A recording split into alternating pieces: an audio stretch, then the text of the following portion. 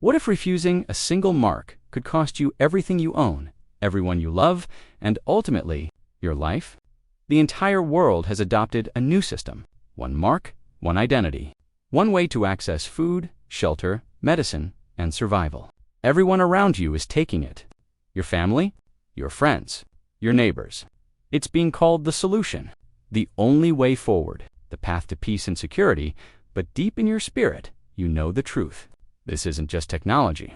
This is prophecy. This is the mark the Bible warned about, and taking it means losing your soul forever. So you refuse, and in that moment, everything changes. What happens next? What does the Bible say will happen to those who stand firm, who reject the mark, who choose God over survival? The answer is both terrifying and glorious, and it's something every believer needs to know before that day comes. Because if you think persecution is something that happens to other people in other times, you're not ready for what's coming. The Bible doesn't leave us guessing about what happens to those who refuse the mark. In fact, Revelation paints a vivid, unfiltered picture of the tribulation period, a time of unprecedented suffering, global upheaval, and spiritual warfare. And right at the center of it all is a choice, a line drawn in the sand, a decision that will separate humanity into two camps forever. In Revelation 13, we're told that the beast will enforce a system where no one may buy or sell except one who has the mark or the name of the beast, or the number of his name. This isn't a suggestion, it's a mandate, a law, a global requirement backed by the full force of a one-world government. But then, in Revelation 20, John sees something that changes everything.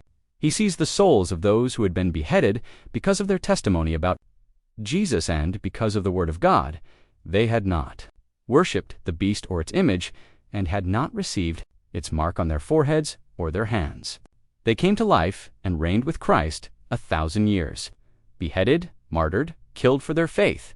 These aren't symbolic metaphors. These are real people who made a real choice and paid the ultimate real price. But here's what's stunning. The same passage reveals their reward. They came to life. They reigned with Christ. They received the crown of life, and they are called blessed those who participate in the first resurrection, over whom the second death has no power. So the question becomes, what exactly happens between the refusal and the resurrection? What does life look like for those who say no to the mark? And how do they endure what's coming? Let's walk through this step by step, because the Bible gives us a detailed roadmap of what refusal will mean. First, economic exclusion. Revelation 13:17 is crystal clear. You won't be able to buy or sell. Think about what that means in practical terms. No job, no income, no bank account, no credit, no ability to purchase food, water, clothing, shelter, or medicine. You'll be locked out of the entire global economy. Overnight, you'll become a fugitive in a cashless society. In ancient times, Christians could retreat to the mountains, grow their own food, live off the land. But in a world of digital surveillance, facial recognition, drones, satellites, and AI-powered tracking systems, there will be nowhere to hide. Every transaction will be monitored. Every movement will be traced. Refusing the mark will make you a target. Second, social persecution. Jesus warned his disciples in John 16:2, they will put you out of the synagogue. In fact, the time is coming when anyone who kills you will think they are offering a service to God. In the last days, refusing the mark won't just be seen as foolish or irresponsible. It will be seen as dangerous, a threat to the New World Order, a rebellion against the system of peace and security. You'll be labeled an extremist, a domestic terrorist, a conspiracy theorist, a danger to public health and safety. Your name will be added to lists. Your access will be revoked. Your family may disown you. Your friends will turn their backs. You'll be blamed for the chaos, the suffering, and the world will cheer when you're arrested. Third, imprisonment and execution. Revelation 13:15 says the false prophet will give power to the image of the beast, so that the image could speak and cause all who refuse to worship the image to be killed. This isn't exile. This isn't fines or sanctions. This is death. State-sanctioned execution for refusing to bow. Revelation 22:4 confirms it. I saw the souls of those who had been beheaded. One of the oldest, most brutal forms of execution, public, humiliating. Final, the method isn't incidental, it's intentional. It sends a message. This is what happens to those who resist. But here's the mystery. In the middle of all this horror, God doesn't abandon his people. He protects, he provides, he sustains, and ultimately he vindicates. Let me give you a modern parallel that might help you understand what this will feel like. Imagine you're living in a country under totalitarian rule. The government announces a new digital ID system. Everyone must register. Everyone must comply. It's sold as a way to combat fraud, streamline services, ensure safety. Those who register get access to everything: healthcare, transportation, education, employment. Those who refuse, they're cut off, blacklisted, erased from the system. At first, only a few refuse. They're mocked, dismissed as paranoid. But as the system tightens, as the surveillance expands, as the requirements increase, more people realize what's happening. But by then, it's too late. The infrastructure is in place, the compliance is total, and those who resist are hunted. That's not a dystopian fantasy. That's happened in multiple countries throughout the 20th century.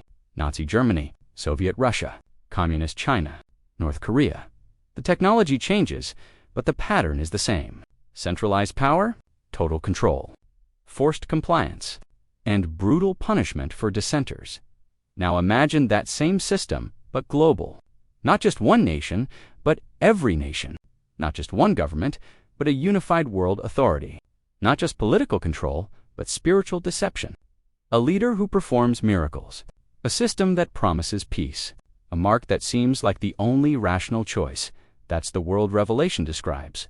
And refusing the mark in that world will feel like stepping off a cliff with no safety net. It will require a level of faith most people cannot fathom. A willingness to lose everything. A trust in God so deep that even death becomes a doorway. You're on a sinking ship. Lifeboats are being handed out, but each one has a condition. You must renounce your allegiance to the captain and pledge loyalty to the mutineer. Everyone around you is taking the deal. They're saying, it's just words. It doesn't mean anything. You'll die if you don't. But you know the truth. Those lifeboats aren't heading to safety. They're heading to judgment.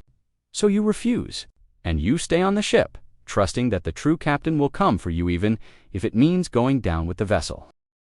That's what refusing the mark will require. Faith over fear. Truth over survival. Eternity over the moment.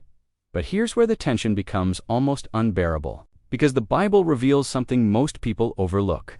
During the tribulation, God will supernaturally protect and provide for some of his people.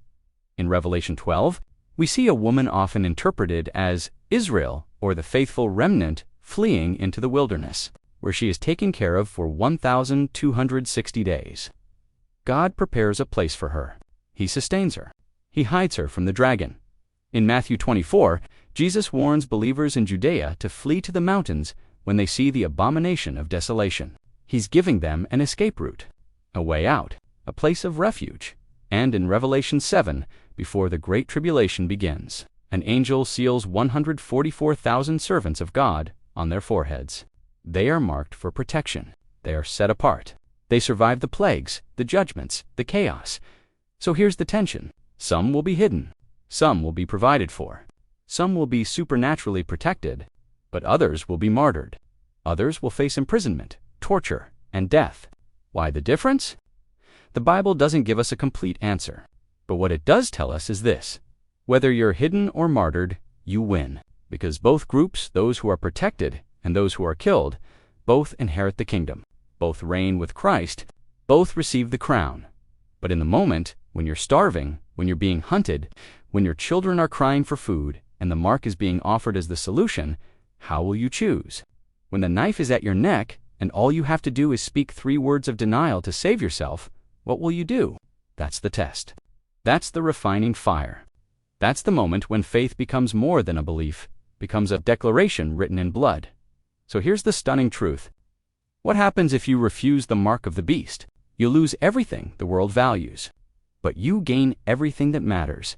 You lose your ability to buy and sell, but you gain treasures in heaven that can never be taken away. You lose your place in society, but you gain a throne in eternity. You lose your physical life, but you gain eternal life in the presence of God. Revelation 14 gives us a breathtaking picture of those who refuse the mark. They stand on Mount Zion with the Lamb. They have his name and his Father's name written on their foreheads, the mark of God, not the mark of the beast. They sing a new song that no one else can learn. They follow the Lamb wherever he goes. They are blameless, spotless, redeemed. And then, in Revelation 15, we see them again. Those who had been victorious over the beast and its image, and over the number of its name, are standing beside the sea of glass, holding harps given to them by God. They're not cowering. They're not defeated. They're worshiping. They're celebrating. They're victorious. But here's the most powerful part. Jesus himself speaks directly to those who will refuse the mark and face martyrdom. In Revelation 2:10, he says, "Do not be afraid of what you are about to suffer. I tell you, the devil will put some of you in prison to test you, and you will suffer persecution for 10 days. Be faithful, even to the point of death, and I will give you life as your victor's crown." Be faithful, even to the point of death. That's the call. That's the standard. That's the cost of discipleship in the last days. But the promise that follows, life as your victor's crown. Not just survival, not just escape, but a crown, a reward, a glory that outweighs every moment of suffering. Paul understood this. In Romans 8:18, he writes, "I consider that our present sufferings are not worth comparing with the glory that will be revealed in us." And in 2 Corinthians 4:17, "For our light and momentary troubles are achieving for us an eternal glory that far outweighs them all." Light and momentary. That's how eternity views even the worst suffering on earth. Because what's coming, the glory, the victory, the reign with Christ, makes every sacrifice worth it. So let me ask you the question that matters most. Are you ready? Not theoretically, not theologically, but practically. In the depths of your soul, are you ready to lose everything for Jesus? Because here's the hard truth. If you're not willing to lose your comfort now, you won't be willing to lose your life then. If you're compromising your faith for convenience, for approval, for financial security now, you'll compromise it for survival then. If you're ashamed of the gospel in a world that mocks it, you'll deny it in a world that murders for it. The time to build unshakable faith is now.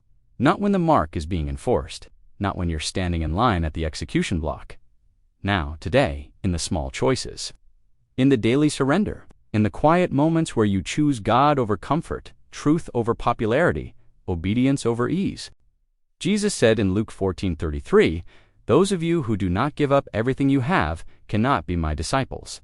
That's not hyperbole. That's not exaggeration. That's the cost.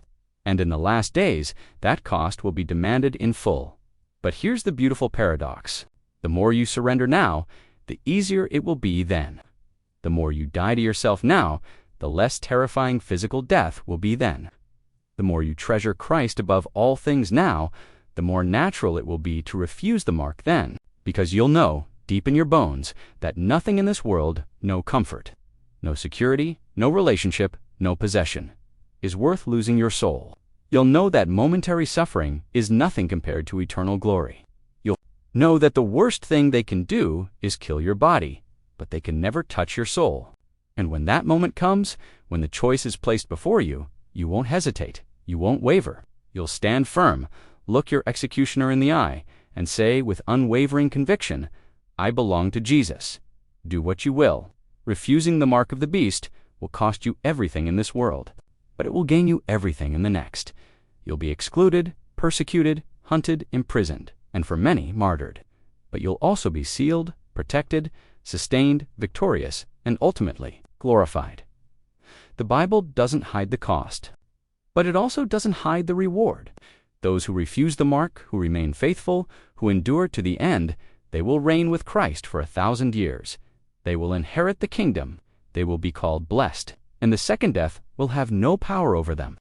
This isn't just ancient prophecy. This is a future reality that could arrive in your lifetime. The technology exists.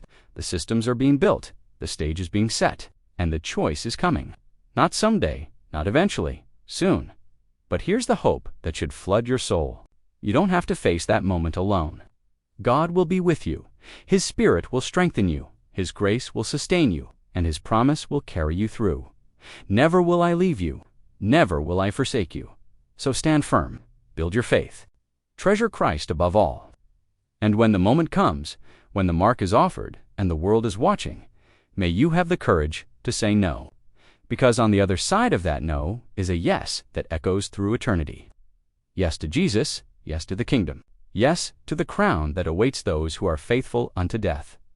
If this message has stirred your heart, if it's opened your eyes to the urgency and the glory of what's ahead, I invite you to subscribe and continue this journey with us. There are more mysteries to uncover, more prophecies to explore, and I'd be honored to walk this path alongside you. Until next time, may you live with unshakable faith, endure with courageous hope, and wear the mark of the living God.